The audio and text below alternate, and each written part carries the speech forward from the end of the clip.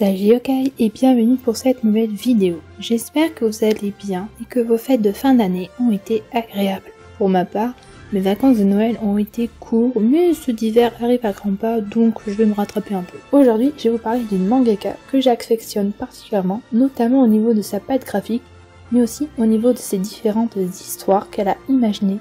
Dans cette vidéo, je vais vous parler en détail d'elle-même et de tout ce qu'elle a réalisé.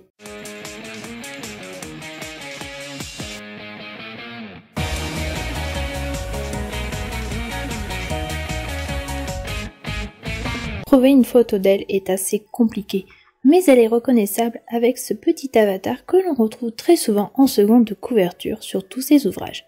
Saki Akawa est une mangaka née le 25 novembre à Shizuoka, spécialisée dans les shoujo. J'adorais dessiner et lire depuis toute petite, et puis un jour, je me suis dit que ça serait bien si je pouvais créer mes mangas moi-même. Son point de départ a lieu à ses 13 ans. Elle réalise une histoire courte de 16 pages, et à ses 16 ans, un magazine a publié son nouvel ouvrage de 31 pages. Elle fait ses débuts en tant que professionnelle en 2003. Parmi ses références, elle cite très souvent Tajima Mimi. Je vous mettrai une petite photo et quelques œuvres qu'elle a fait. Elle donne très peu d'interviews sur elle-même. Il faut chiner sur la toile pour arriver à trouver des infos et avoir surtout un bon dico japonais-français. De ce que j'ai pu trouver sur elle, elle aime le calme, ce qui base en fait son rythme de travail, même quand la date de limite arrive à terme.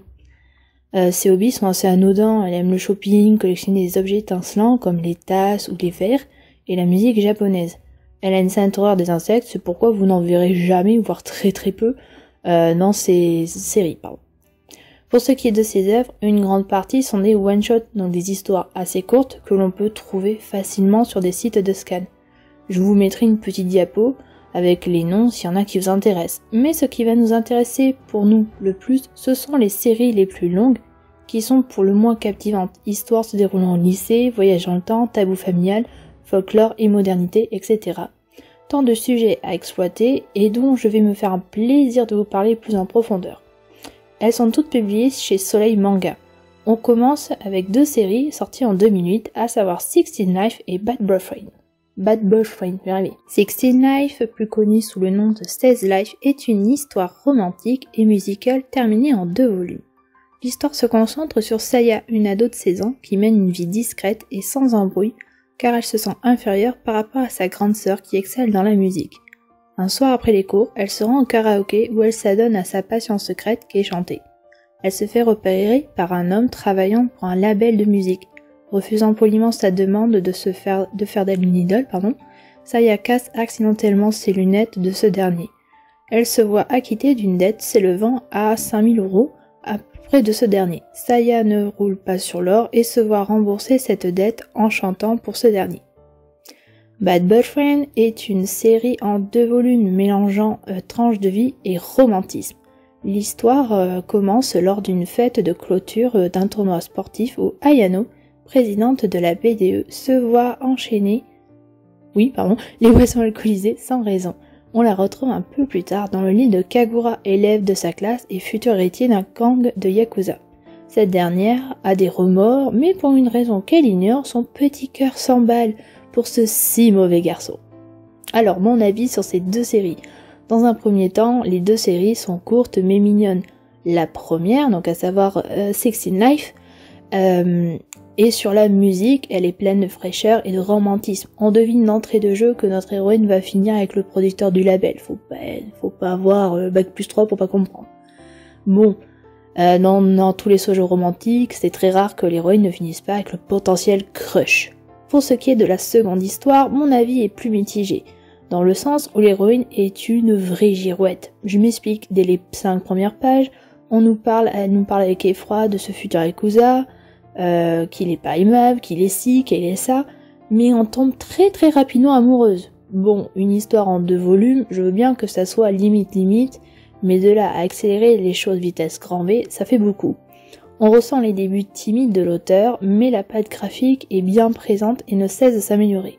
Quoi qu'on en dise, les personnages sont tous attachants, mais se ressemblent d'une histoire à une autre, ce qui peut accentuer le ressenti de déjà-vu chez les lecteurs. On enchaîne en 2009 avec Romantic Obsession, une histoire se passant une bonne partie au lycée avec beaucoup de romantisme. elle s'est terminée en 4 volumes. La jeune Otaru a toujours travaillé très dur pour pouvoir entrer dans ce nouvel établissement afin de rejoindre l'homme qu'elle aime, son ancien professeur particulier, Monsieur Haruna, qui enseigne désormais ici. Son intérêt n'échappe pas à l'un de ses camarades qui semble développer des sentiments contradictoires à son égard. Les événements vont rapprocher nos deux lycéens et Haruna va découvrir que le jeune homme n'est autre que le petit frère de son professeur adoré. Oh, que c'est mignon, vous me direz. Alors mon avis va être assez... ça se voit assez rapidement que c'est tout simplement une des toutes premières œuvres de la mangaka. Le dessin est plus approximatif, l'histoire moins mature et bien plus prévisible, mais ça ne change rien à la qualité globale de la lecture. Je vais pas vous mentir, mais l'héroïne est le stéréotype parfait que l'on retrouve dans tous les shoujo. Elle est naïve, presque un peu trop même. Elle est obsédée par une rencontre qu'elle a fait il y a 2 ans. Un jeune homme la, entre guillemets, sauve dans les transports en commun alors qu'elle est prise en malaise.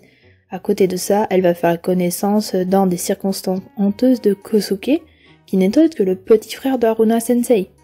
Commence alors une relation entre les deux étudiantes avec tous ses hauts et ses bas. J'aime beaucoup les dessins de la mangaka, et bien que l'histoire au début m'ait tout de suite, moyennement plu, avant que je ne perde un peu mon enthousiasme. Assez rapidement, on voit un triangle, voire un carré amoureux se dessiner, avec Otaru, les 2 frères et la meilleure amie en bonus. Cela peut sembler arriver trop vite, surtout qu'on sait peu sur le grand frère, que la meilleure amie ne sait strictement rien sur Kosuke, mais passons sur les détails. On enchaîne plusieurs événements stéréotypés des shoujo. Pourtant, cela n'alourdit pas les chapitres, ce qui est plutôt un bon point. On passe un agréable moment en général et, je dois bien l'avouer, on en redemande. En 2010 sort In Love With You et In Love With My Teacher simultanément. Les 2 séries se passent au sein des lycées avec toujours une touche d'amour qui grandit au fur et à mesure. Le premier, In Love With You, est une série en 3 volumes. Yuna est affectée par la rupture difficile avec Takumi et le départ de ce dernier. La jeune fille ne parvient pas à tourner la page malgré les avances de Shina, un camarade de classe. Elle accepte finalement un rendez-vous avec le jeune homme. L'heure est venue pour elle de prendre un nouveau départ amoureux, jusqu'au transfert dans sa classe d'un nouvel élève qui n'est autre que son ex. In Love With My Teacher est un recueil de 5 histoires. Nozomi a menti sur son âge pour décrocher un petit job après les cours, mais très vite son professeur principal, monsieur Sawamura, découvre la vérité. Contre toute attente, il va garder le secret de la jeune fille pour lui. Une relation particulière se met alors en place entre le professeur et son élève. Quand ils sont ensemble, le cœur de Nozomi se serre. Serait-ce de l'amour ? Mais pourquoi est-il si gentil avec elle? Est-ce uniquement parce que c'est son élève? Voici une compilation d'œuvres qui résonnent en chacun de nous. Alors, mon avis. Pour la première, donc machin In Love With You, oui j'en ai marre parce que je sais pas dire en anglais et j'arrive pas à le retenir, j'étais vraiment curieuse de le lire. La première chose qui frappe à l'œil lorsqu'on tient ce shoujo entre les mains, eh bien c'est sa couverture qui est comme tous les autres mangas de Saki Aikawa, est absolument sublime. Cette couleur orange est vraiment très belle et met Yuna et Takumi, donc nos 2 personnages principaux, de ce qu'on pense au départ, au final, je pense qu'au départ ça devait être Shina et elle a dû changer au dernier moment, mais bon, elle les met bien en valeur. Présenté comme cela, on devine aisément qu'un triangle amoureux va se former et que la question sera au cours de ces 3 tomes, lequel des 2 garçons, avec Yuna, va-t-elle choisir. S'il y a un point de surprise sur un tel synopsis, j'ai pas rêvé aujourd'hui, il est intéressant de voir les difficultés à outrepasser pour enfin être heureux et amoureux. Rien de bien original de ce côté-là, malgré tout, essentiellement les personnages secondaires, plus ou moins sympathiques, vont s'immiscer entre eux et nuire, je dis bien entre guillemets nuire, à cette relation idyllique qui est interrompue bien trop tôt. Côté esthétique, le style de la mangaka est sublime, même si on peut lui reprocher que ses personnages ressemblent beaucoup d'un manga à l'autre. Alors je l'ai déjà dit, mais si vous avez lu toutes ces œuvres, vous allez voir que tous les personnages se ressemblent, soit garçons ou féminins, même les papis, mamies, les enfants, tout se ressemble, c'est vraiment sa patte graphique. Et qui est difficile de s'y retrouver et de se les approprier. En tout cas, le visuel est soigneusement travaillé. Elle est vraiment juste dans les proportions, c'est très agréable à regarder et à lire du coup. Les personnages sont très beaux et très expressifs. Après, c'est évident que le scénario, il vole pas bien haut et les dialogues sont simples, mais ils font quand même l'affaire. Parfois un peu guimauve, surtout quand tu parles de romance, tu t'attends à surtout beaucoup de guimauve que beaucoup de franc-parler comme dans un shonen. Mais cela n'en reste pas moins divertissant. En bref, une trilogie qui se tient bien et rapidement. Elle ne se démarque pas forcément des autres shoujo lycéens, mais elle a le mérite d'un esthétisme de qualité et de nous faire passer un moment. Pour la seconde histoire, ces 5 nouvelles tournent autour du thème qu'est l'amour et en présente différentes facettes. Le format étant très court, on reste parfois sur sa faim car les histoires évoluent rapidement, un peu trop, mais bon, on y est habitué. Cela reste des histoires adorables, mignonnes, touchantes et rapides du coup. Il y a un côté très fleur bleue et mièvre, mais ça fait son job de détendre. C'est aussi très cliché dans les one-shots, mais là on n'a vraiment pas le temps de développer les histoires, ce qui est vraiment dommage. Heureusement qu'ils se sont améliorés avec le temps. Alors là on va attaquer du lourd parce qu'entre 2011 et 2012, ce n'est pas moins de 4 séries qui vont sortir. Donc dedans on peut compter L'heure des secrets, It's a Bit, qui est très connu, Is This Feeling Love et Le baiser du renard. Alors ne vous inquiétez pas, comme pour les autres, je vais vous résumer les séries et vous donner à chacune mon point de vue. Je vais pas faire une globalité, chaque fois que je vais décrire les 4 séries et sous chaque série je vais vous donner mon avis parce que sinon ça fait trop et je vais perdre le fil en cours. L'heure des secrets est un one-shot mélangeant romance et comédie. Aya, une jeune lycéenne brillante, est considérée comme une vraie nerd par ses camarades de classe. Loin de faire partie des élèves populaires de son établissement, elle cache pourtant un secret qui pourrait en intéresser plus d'un. Si Aya est le parfait modèle de tête d'ampoule d'une classe la journée, elle se transforme en superbe hôtesse de bar le soir. Cosplayée en soubrette, elle sert comme une vraie professionnelle les clients avides de sensations de l'établissement malfamé de son oncle. Mais un soir, alors qu'elle sort de son lieu de travail, encore accoutrée comme une maid, la jeune fille perd son bracelet, seul souvenir de sa défunte maman. C'est peut-être le début de la fin de son secret, car celui qui a trouvé cet objet précieux, je vais y arriver, n'est autre qu'Hinata, le beau garçon de sa classe. Alors, mon avis. Vous voulez une romance courte, mignonne et illustrée de superbes coups de crayon? Alors, ce one-shot est vraiment fait pour vous. Et voilà comment obtenir une histoire simple, certes sans surprise ni originalité et agréable. Mais il faut souligner le fait que la mangaka réussit à nous délivrer une histoire plaisante et rondement menée avec des ingrédients on ne peut plus classiques. La romance est ici légère, mignonne et chose à souligner, elle est naturelle. On ne note pas d'invraisemblablement histoires d'amour tombées du ciel ou forcées. Ce qui est vraiment plaisant pour une fois. Et The Beats est une série de 13 volumes comportant de l'action, de la comédie, de la vie scolaire et bien entendu du romantisme. La mère de Himari va se remarier. Elle va donc devoir retourner dans sa ville natale qu'elle avait quittée depuis 4 ans. Lors de la rentrée scolaire, elle découvre que Keita Ogami, qui passait son temps à la tourmenter étant petite à cause de qui elle a peur des garçons, se retrouve dans le même lycée qu'elle et pire encore dans la même classe. Quand t'as pas de bol, t'as pas de bol. Heureusement qu'il y a toujours le gentil Sasaki, mais pas de chance pour la jeune fille. Keita est toujours si désagréable. Dépitée, Himari rentre le soir même pour découvrir sa nouvelle maison et faire connaissance avec son beau-père et son fils. Et elle était loin de s'imaginer que, en fait, le père que va épouser sa mère, eh ben, c'est le père de Keita. Je sais pas si ma phrase était très française, mais en bref, vous m'avez compris. Alors, à mon avis, il faut savoir que l'on m'a vendu cette série comme une ode à l'inceste sans en être un totalement. Donc c'est par curiosité que j'ai commencé à feuilleter cette série et que j'ai littéralement apprécié. Mais que vient faire le mot inceste dans cette histoire? Généralement, quand on parle d'inceste dans la vie réelle ou dans une fiction, c'est quand deux êtres liés par le sang ont des sentiments l'un pour l'autre. Ici, on ne parle pas d'amitié mais bien d'amour. Et ce manga n'échappe pas à la règle. Mais en fait, c'est très contradictoire. Je m'explique, Himari et Keita ne sont pas de vrais frères et sœurs, mais des frères et sœurs par alliance. Alors oui, ils se chamaillent et se rembarrent comme une vraie fratrie, mais ce sont avant tout deux personnalités différentes qui éprouvent des sentiments qu'ils jugent interdits vu leur situation. Notre héroïne va préférer refouler ce sentiment au détriment du bonheur familial, à contrario du deuxième héros qui lui voudrait sur tous les toits qu'il est en couple avec sa demi-sœur. Sa demi-sœur par alliance quoi. Cela promet d'agrémenter la série de quelques volumes et finalement cela donne une certaine qualité tout au long de ces 13 volumes. Le rythme dynamique, romantique, drôle, dramatique par moments, voire un peu coquin aussi, ce qui n'est pas pour me déplaire. Sans en dire plus, c'est un bon manga avec à la clé de très beaux visuels, une intrigue certes peu originale mais bien servie, avec son lot de quiproquos et d'embûches que je recommande personnellement. This is Feeling Love est une série en 2 volumes, mélangeant lycée et romance. Sora vit dans l'ombre de sa grande sœur qui a tout pour plaire. Elle est jolie, intelligente et réussit tout ce qu'elle entreprend.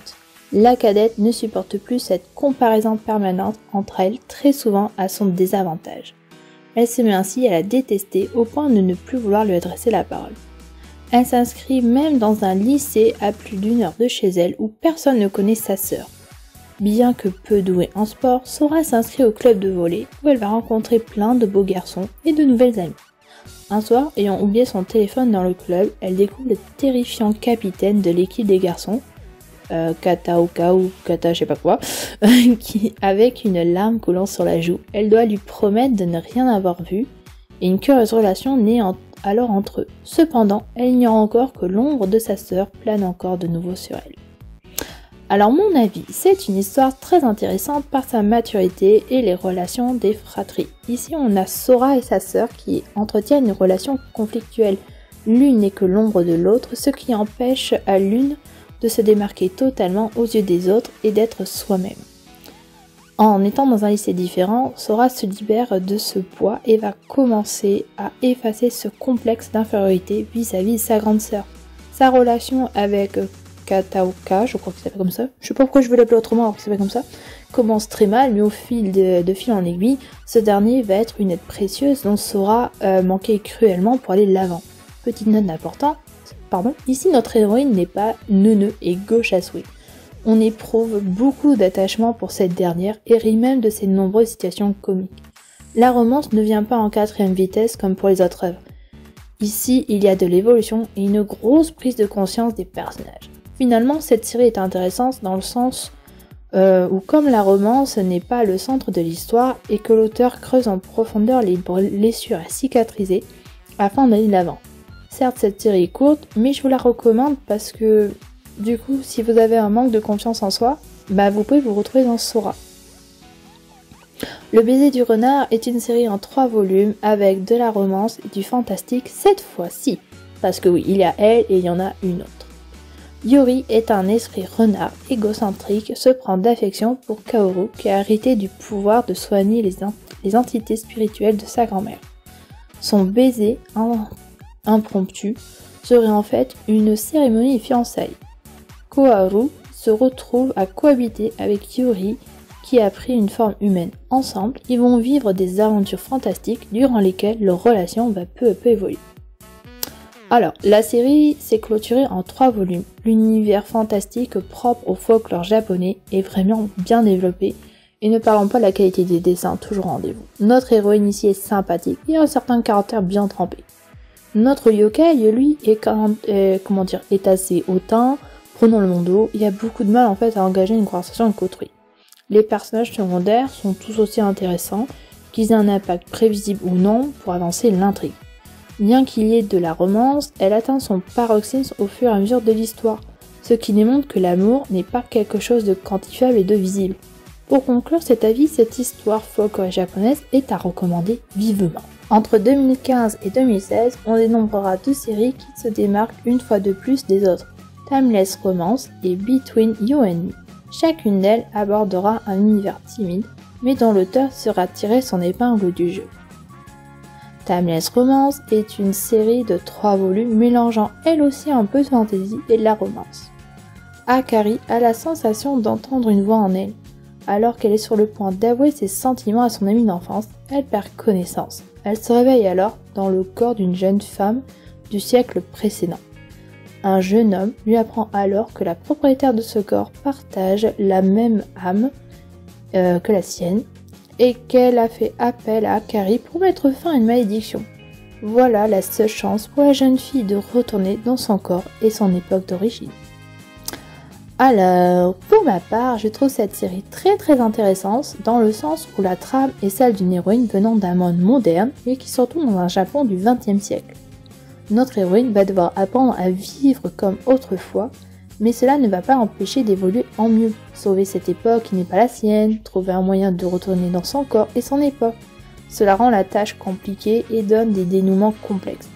Niveau graphisme, on retrouve bien tous les rouages de l'auteur, doux et affirmé à la fois, visuel historique et costumes traditionnels bien travaillés, le découpage des cases est classique mais se colle parfaitement avec la trame.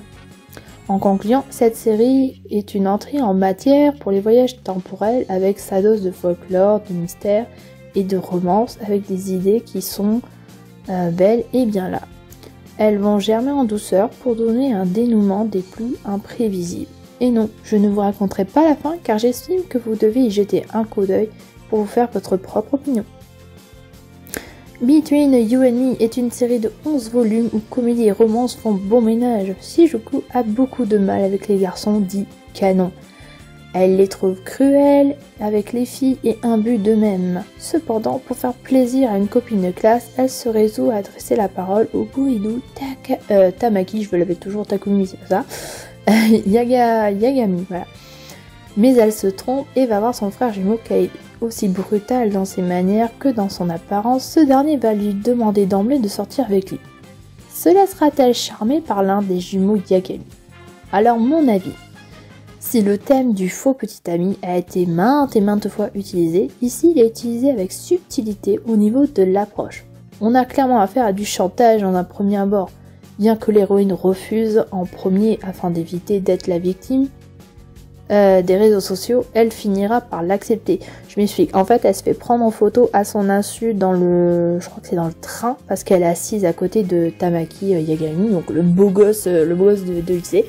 Et en gros, elle se fait persécuter, on a clairement du harcèlement moral. Et du coup, pour s'en débarrasser, Kaede lui dit ma proposition tient toujours, et elle accepte vraiment pour dire bah non en fait je sors pas avec lui, je sors avec l'autre, pour vraiment qu'on lui foute la paix. Alors je trouve que c'est une excellente idée d'aborder justement ce harcèlement moral en milieu scolaire et de démontrer par des méthodes un petit peu orthodoxes, on va dire, qu'il y a toujours un moyen de s'en défaire. Niveau graphisme, les poses et les designs des personnages donnent du charme, un peu de sauvagerie et de douceur pour ces personnages sans tomber dans l'excès. Le petit truc qui m'attriste un peu sont les décors qui sont presque effacés ou pas assez approfondis. En conclusion, c'est un shoujo avec des bases classiques, tout en proposant une héroïne non égoïste et pas naïve. Le manga se lit vite et se déguste comme un bonbon acidulé. Alors ma vidéo pourrait très bien s'arrêter là, mais j'ai encore une petite info à vous communiquer. On sait que l'auteur est connu pour ses nombreux titres, et la prochaine se nommera Kurokon Blamari, qui veut littéralement dire Black Mariage si vous préférez. Le manga sera lancé en mars, aux alentours du 5-6, c'est pas encore trop confirmé, dans le magazine Margaret, qui occasionnellement publie beaucoup d'œuvres, surtout beaucoup de shoujo, quelques josei je crois, et un ou deux shonen par-ci par-là, non c'est vraiment très limité. Donc un chapitre en couleur de 53 pages qui va être une comédie sentimentale. De ce que mes recherches m'ont permis de trouver, la série comporterait un ou plusieurs volumes. Et donc voici un petit résumé, alors j'ai traduit brièvement, mais en gros ça ressemblerait à ça. Akari est une jeune lycéenne qui s'occupe d'un orphelinat qui lui a été confié par ses parents. Cependant, elle apprend que ce lieu va être menacé et être racheté. C'est alors qu'un beau jeune homme, on sait pas d'où il vient, rachète ce terrain pour elle, mais en échange il lui demande de se marier avec lui. Elle accepte et elle découvre rapidement que ce beau jeune homme se nomme Ayao, oui, et c'est un acteur célèbre. Et voilà, et c'est ici qu'on va s'arrêter. Et oui, je vous laisse un petit point de suspense parce que je n'ai pas encore beaucoup de réponses là-dessus et que ça va venir au compte-gouttes. On est en février, il reste un mois, il va y avoir peut-être de nouvelles infos sur la toile et dès que j'en ai, promis, je vous le mets dans un petit commentaire pour que vous ayez la suite. Donc si cette vidéo sur un ou une mangaka vous a plu, eh bien j'en ferai d'autres, des connus et des moins connus. Car même si on connaît énormément de séries, on connaît un peu moins là où les personnes qui les réalisent justement. Bon bref, vous m'avez compris. Quant à nous, on se retrouve très vite pour une prochaine vidéo. Bye bye mes petits yokai.